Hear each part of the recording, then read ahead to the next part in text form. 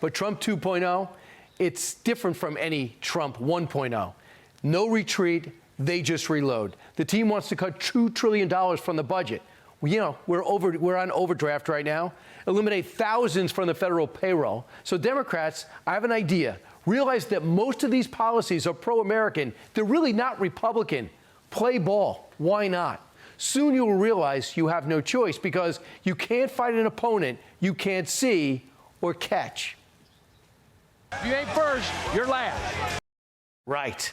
And Donald Trump has never been last. Joining us now is West Virginia, former West Virginia Senator. It doesn't sound right, say former, Joe Manchin. Senator, great to see you. I know no tie, relaxing, but your thoughts about what you've seen so far the first week in and what the Democrats should be doing. Well, first of all Americans, Democrats and Republicans, should be rooting for our president to succeed. Whether you voted for Donald Trump or not, whether you are a Democrat or Republican, makes no difference. You want the leader of the free world to succeed. And if you're a senator or a congressperson, you're in a position to help. You're not going to agree on everything, but be respectful when you don't agree and move forward.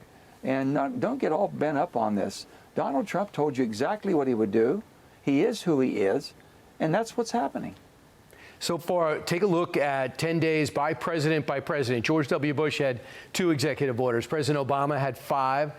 Trump the first time had 6. Biden put down 25. Trump's got 45 and counting. It's hard to keep up with this, especially if you want to be angry at everything.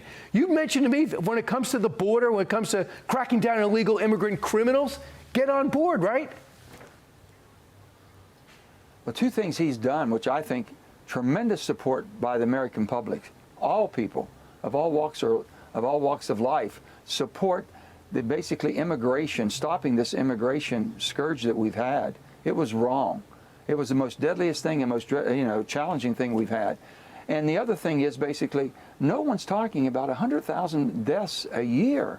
A year. We've had more deaths from drug abuse and drug overdoses and drug use than anything else, Brian, than any other wars, and all the wars put together. And now he's saying, okay, Mexico, China, you send the precursor to Mexico, they make the fentanyl and send it to America. We're going to put a lot of hurting on you all. And tariffs, if that's what the tariffs are for, to stop that, then use it to protect Americans. Use it to save American lives.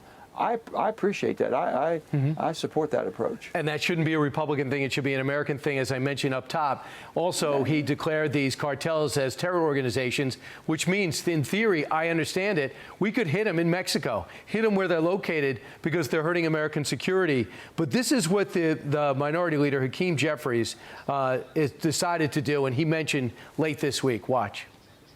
We're going to keep focused on the need to look out for everyday New Yorkers and everyday Americans who are under assault by an extreme MAGA Republican agenda that is trying to cut taxes for billionaire donors and wealthy corporations and then stick New Yorkers and working class Americans across the country with the bill. That's not acceptable. We are going to fight it. Legislatively, we are going to fight it in the courts, and we're going to fight it in the streets. Yeah. Those last 3, fight. The White House demanding an apology from Hakeem Jeffries, fighting the streets. Also, to be honest, Senator, he's not being candid. This president's talking about putting the SALT back in to allow them to write off state taxes, which are high in New York. And the billionaires are corporate tax breaks. They're not for billionaires. Your thoughts about the language and the approach? Well, first of all, we all should be paying our fair share of taxes. I believe that strongly, and the president's going to have to find a way to make sure that everyone is paying their fair share. I think they'll do that because they have to have the revenue source, but also the waste that's in government. We've known that for a long time. He's going after it.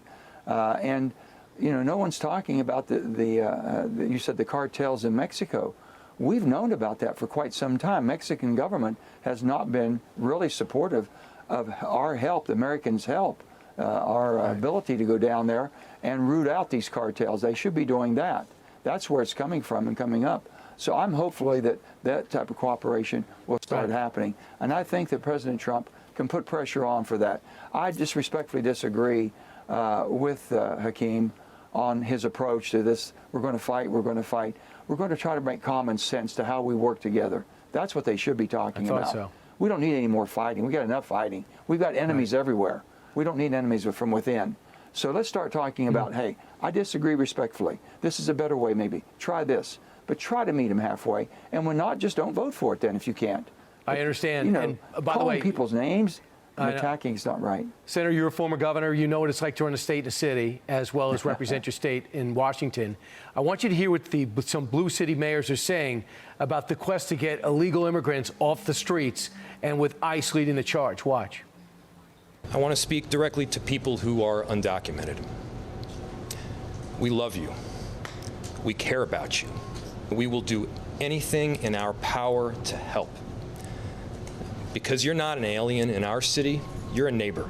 We welcome all individuals and families who want to work, live, and thrive here in our beloved city. Within our domain, we're very clear. We don't ask about immigration status.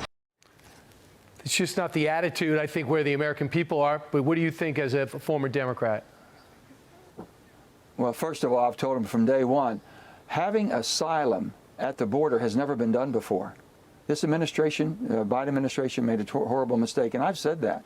You can't have people coming in and saying, okay, come back and see me in a couple of years.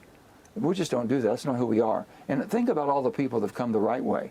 And we know we have H-2B, H-1B. We have all different types of visas. You can come for different types of work, of ways that you can work in this country. We want people to come for the right reason. We want people to come the right way. And there's a proper way. So if you want to overhaul something, overhaul the immigration system that we have and how people can come to our great country for their family, for work, to contribute to society. That's what we're asking for. And we're going to have to purge all this out. I support President Trump totally as far as in eliminating this illegal scourge that we've had, and a lot of the people that have come absolutely for the wrong reason and have done harm to our country. And those three mayors, I think, are totally tone deaf and are missing the boat because they're choosing illegals over their American citizens. Senator, thanks so much. I know you have a granddaughter playing basketball today, but you decided to stop down with us first. Thank you. Great to see you, Senator Joe Manchin. Well, hey, Brian, keep the facts rolling, brother. We love it, and let's just work together. We're all Americans. It's Americans first, and it's always going to be about how do we make our country better. And let's hope that our president will be successful, and let's work to make him successful. Go get him, Senator.